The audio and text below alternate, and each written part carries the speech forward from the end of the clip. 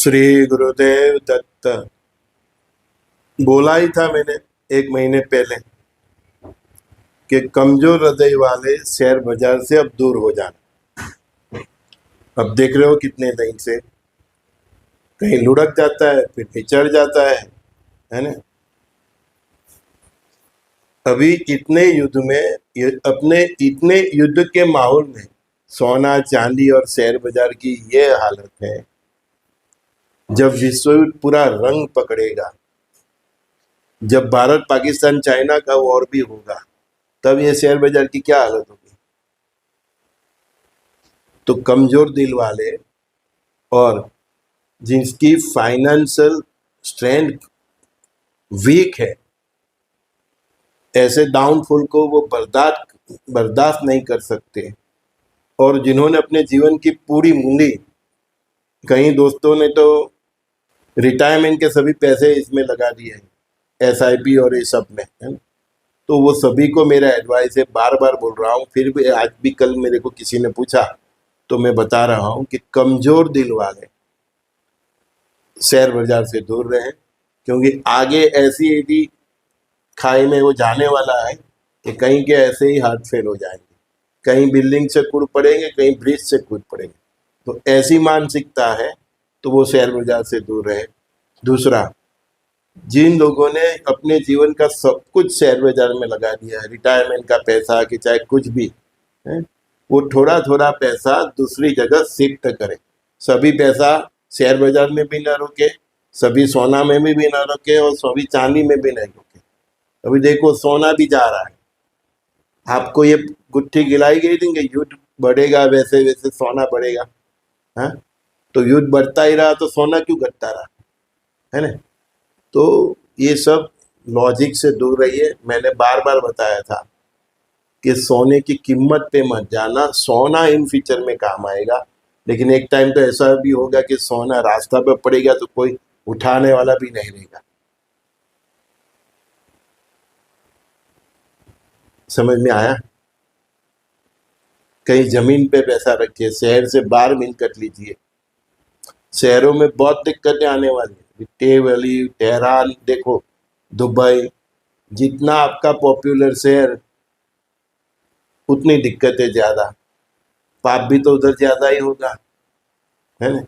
बोला था कि खल दस्ते में मिर्ची की तरह चटनी हो जाओगे। तो बॉम्ब गिरता है ऊपर से, खल दस्ते की तरह सब चटनी, है ना। मकान भी चटनी, उसमें रहने वाले भी चटनी। अंतिम संस्कार भी किसका करे वो भी नहीं मालूम पड़ता। बोला ही था ब्लास्ट ब्लास्ट ब्लास्ट, तो ब्लास्ट की फ्रीक्वेंसी कैसी चली। अभी 2-3 दिन से ही देख लीजिए, कल कोलंबिया का वायुसेना का विमान क्रैश हो गया, बहुत लोग मर गए, मतलब आर्मी के सब थे। 66 से ऊपर 114 सैनिक थे और 11 क्रू मेंबर। कितने बचेंगे आज शाम तक मालूम पड़ेगा। तो न्यूयॉर्क एयरपोर्ट पे विमान के साथ ट्रक की टक्कर हो गई, 2 पायलट वहीं खत्म हो गए। विमान के मुसाफिर से दूर रहना, वो तो परमात्मा की कृपा रही कि सब एयरपोर्ट बंद हो गया, नहीं तो बहुत चले जाते विमान, बहुत पैसेंजर विमान भी गिर जाते। तो परमात्मा की कृपा रही कि लड़ाई की वजह से भी कहीं प्लेन, मतलब पैसेंजर प्लेन की मतलब फ्लाइट ही कैंसिल हुई तो बच गए। लेकिन अभी भी वो हो रहा तो चालू ही है, तो अभी भी प्लेन ब्लास्ट, प्लेन का गिरना, चाहे युद्ध के मैदान में, चाहे वो पैसेंजर हो, चाहे वायुसेना का हो, किधर भी कहीं भी, कहीं पे हेलीकॉप्टर गिर रहा है तो बहुत मगजमारी है आसमान में उड़ने में। हमारे सूरत कापोद्रा 51 मुसाफिरों के साथ बस थी, वो जल गई। ड्राइवर को कैसे परमात्मा ने इशारा कर दिया कि वो सब निकल गए, नहीं तो 10-15 मिनट के आधे घंटे में ही बस जल के हाड़ पिंजर हो गई। बस समझ में आया। हाँ। इधर ईरान, अमेरिका और इजराइल की जंग भी कोई झुकना ही नहीं चाहता, सब एग्जिट के लिए बहाना ढूंढ रहे हैं। इजराइल वाले और अमेरिका वाले भी। नेतन्याहू ने तो बोल दिया कि अरबों रुपये चाहिए ये लड़ाई जारी रखने के लिए, अपनी सरकार को बोल दिया अरबों रुपया डाल के। ईरान के 9 करोड़ है ना, 9 करोड़ में से 1 करोड़ भी खत्म हो जाएंगे यही बमबारी से कि आगे चल के जो भी, तो 90 लाख यहूदियों को बचाने के लिए 1 करोड़ जाएंगे, 2 करोड़ जाएंगे, 5 करोड़ जाएंगे, कितना जाएंगे ये हिसाब कोई समझ में नहीं आता। कोई राष्ट्रपति ये सोचता ही नहीं। मैंने बोला ना, सब भी बुद्धि हैक हो गई है ना। अगर वो पूरा मिडल ईस्ट खत्म करने जाएगा तो उसके 90 लाख में से भी कितने बचेंगे? मैंने बताया 10 लाख भी बचे तो बचे, है ना। अभी अमेरिका तो छटकबारी ढूंढ रहा है। मैंने आगे बोला था कि इजराइल को फंसा के पतली गली ना पकड़ ले तो देखना, है ना। अगर वो फिर एक्शन में आता है और बहुत भयंकर हालत ईरान की करता है तो आजू बाजू के अरब देश की और ईरान, इजराइल की, इवन अमेरिका की भी हालत क्या होगी वो आगे हम देखेंगे। ईरान को जितना ये लोग कमजोर समझते हैं उतना वो कमजोर नहीं, कि बेसिकली वो पर्शियन संस्कृति है, पारसी वाले, उनको जबरदस्ती तलवार की जोर से, बंदूक की जोर पे उनकी बहनों के साथ अत्याचार करके उनको मुस्लिम बनाया गया। तो मुस्लिम का बुर्खा तो उनका तुरंत उतर जाएगा, लेकिन बेसिकली वो पर्शियन है तो वो उनके खून में कैसे फाइट करना, तो इतना आसान नहीं है उनको झुका देना, ठीक है ना। मुझे पूछते हैं कि गुरुदेव ईसा मूसा 0 हो जाएंगे, आप बता रहे हो, तो हिंदुओं का क्या होगा? देखो, आपको मेरी बात समझ में नहीं आती, थोड़ा आप ध्यान देके सुनो मैं क्या बोल रहा हूँ। ईसा मूसा 0 होंगे तो बचेंगे तो बेसिकली जो सनातनी है वे। और हिंदुओं को मैं क्या बोल रहा हूँ कि हमारे हिंदुओं में भी कहीं आधे अधूरे सनातनी, तो जो सनातनी होंगे चाहे वो किसी भी धर्म के हो, चाहे वो यहूदी में भी हो, चाहे वो इस्लाम में भी हो, चाहे वो ख्रिस्ती में भी हो, जो सनातन की जो बेसिक सोच है उसको वो डायरेक्ट इनडायरेक्टली भी फॉलो कर रहा हो, चाहे वो सनातन धर्म में ना भी हो तो भी, तो वो सब बचेंगे। ऐसा कोई परमात्मा ने सिक्का मार नहीं दिया कि केवल सनातन हिंदू बचे, नहीं। कभी तो मैं बोल रहा हूँ कि भारत के 150 करोड़ में से 100 भी नहीं रहने वाले, हिंदुओं की भी 90% आबादी कम ही हो जाएगी, क्योंकि सब आधे अधूरे सनातनी है। और कहीं तो ऐसे बिल्कुल नहीं है, 0 है ना।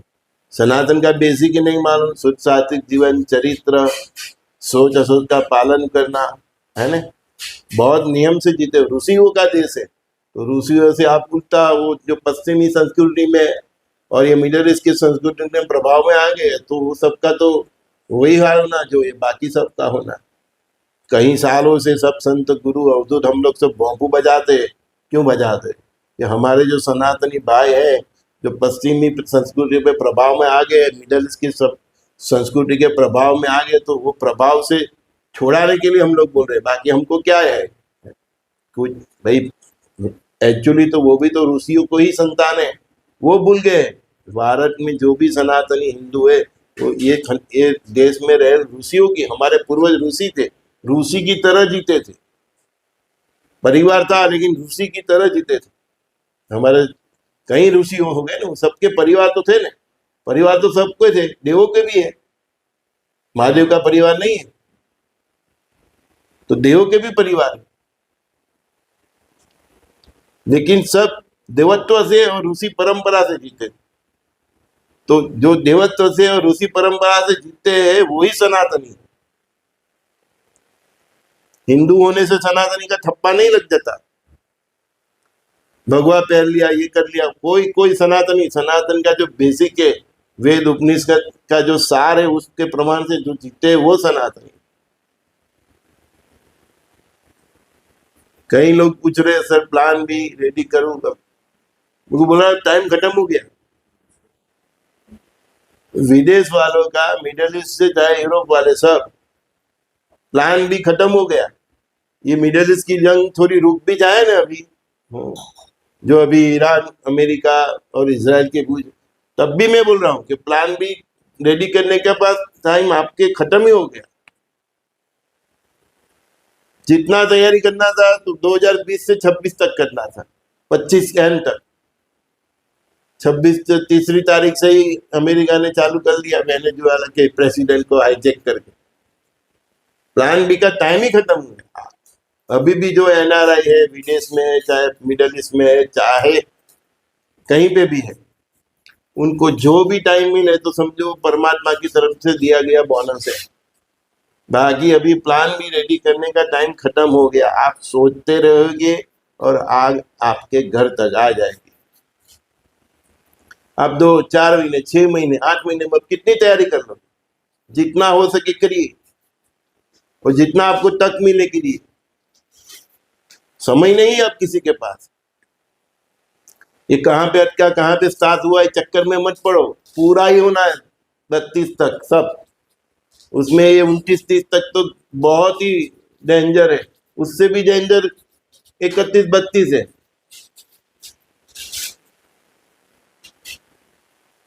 तो इंडिया में है चाहे विदेश में है, जिसको जो टाइम मिले प्लान भी रेडी करने के लिए, तो समझो वो नसीब वाले हैं। बाकी तो गई भैंस पानी में। हाँ, कब होगा कब होगा, मैं 6 महीने साल से बोल रहा था कि कब आपके घर के दरवाजे तक पानी आ जाएगा। आप बस सोचते ही रहो। अभी भी कहीं सोचेंगे कि मिडल ईस्ट में अभी अमेरिका ने बोल दिया कि ईरान से बातचीत हो रही है। ये सब बातचीत वो अपनी आगे की तैयारी करने के लिए ही सबको चाहिए।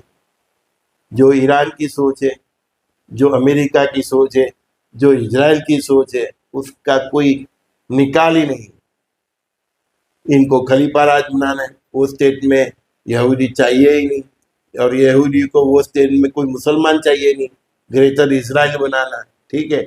और ये ईसाइयों को पूरे वर्ल्ड में ईसाइयों का शासन चाहिए, सब उसके चेले चपाटे चाहिए, है ना। इसका कोई एंड ही नहीं है।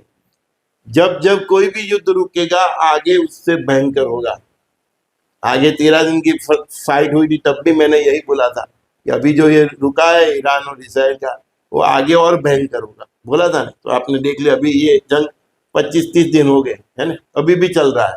मैं आपसे बात कर रहा हूँ तभी भी एक दूसरे के ऊपर बॉम्ब मिसाइल लगा रहे हैं। वो ईरान बोल रहा है कि मुझे जितना नुकसान दिया उसका पैसा दो, ये दो, ये दो। उसकी भी बात ऐसी है। वो बोलता है कि मिडल ईस्ट में कोई अमेरिका चाहिए नहीं, उसके कोई बेस नहीं चाहिए। मतलब इसका कोई सॉल्यूशन ही नहीं। और जितना भी टाइम जिस मिलेगा, समझो कि आगे वो जंग इतनी खूंखार होगी, क्योंकि वो उसको लड़ाई करने के लिए उसका वक्त मिल जाएगा। ऑपरेशन सिंदूर के वक्त भी मैंने क्या बोला था कि भारत सरकार ने गलती कर दी, चाहे कोई भी रीजन हो, है ना? वो तो हमारे देश के प्राइम मिनिस्टर है, जो भी सोचा होगा अच्छा ही होगा। लेकिन हम लोग जानते हैं कि जो भी हुआ, अभी ऑपरेशन तून में बहुत मगजमारी होने वाली, तो इतना टाइम हमने दे दिया उसको, है। उस टाइम उसके एक मिसाइल और इसके ड्रोन को हमने नहीं आने दिया, तो वो तो देख लिया हमारी ताकत, स्ट्रेंथ को। तो चाहे अफगानिस्तान पाकिस्तान की हो, चाहे रशिया यूक्रेन की वॉर हो, चाहे मिडल ईस्ट की जंग हो, जब जब रुकेगी आगे उसके और भयंकर होगी। तो ये भ्रम में मत पड़ना। मैं तो अपने तो सभी भाइयों बहनों को बोल रहा, जो मिडल ईस्ट में जॉब कर रहे हैं, बिजनेस कर रहे हैं, प्लान भी सोचो आगे। अभी तो फ्लाइट नहीं मिले ने, मैंने बोला था फ्लाइट भी मिले तो नसीब वाला मिली। आगे और भी बोलता हूँ, ये जो पानी में चलते जहाज है ना, वो भी आपको बैठने को मिले तो भी नसीब वाला। क्योंकि जब जंग होगी ना अभी, तो पानी पे भी होगी, जमीन पे भी होगी, हवाई पे भी होगी। ईसा मूसा का होना है, होना है, होना है, आगे पीछे होता रहेगा। मगज में से ये निकाल देना कि नहीं होगा, रुक जाएगा। जब भी रुकेगा आगे और भयंकर तरीके होगा। सोचा भी नहीं होगा ऐसे अस्त्र शस्त्र चलने वाले, समझिए ना। तो ये सब न्यूज वाले की और इसके सब की बातों में मत आनो। प्लान भी रेडी रखो जितना भी टाइम आपको मिले, चाहे इंडिया वाला हो या फॉरेन वाला हो। आगे का ऐसा वक्त इंडिया में भी आएगा कि सरकारों को भी, चलो कोई बात नहीं, आगे बात बताऊंगा। संजय दस्ती का सभी दोस्तों को बहुत बहुत प्यार। तो फिर वीडियो बहुत लंबा हो जाएगा, मेरे कई दोस्तों के पास इतना टाइम नहीं होता है, ठीक है नहीं, तो नेक्स्ट वीडियो में वो। लेकिन प्लान बी का वक्त सबका खत्म हो गया है, चाहे वो इंडिया वाला हो, चाहे वो एनआरआई हो, चाहे कोई भी हो, जिसको भी जहां भी मिले इस दुनिया में, इंक्लूडिंग भारत, जिसको भी जहां जो भी तक मिले अभी भी, जो भी, उसमें जितना प्लान बी रेडी हो सके करिए। और सबसे ज्यादा प्लान बी में है आपका शुद्ध सात्विक जीवन चरित्र और प्रभु का नाम स्मरण। उससे जो और बनेगी ना, उसके सामने सभी प्लान बी फेल है। समझिए। Shri Gurudev Datt. Take care. God bless you all.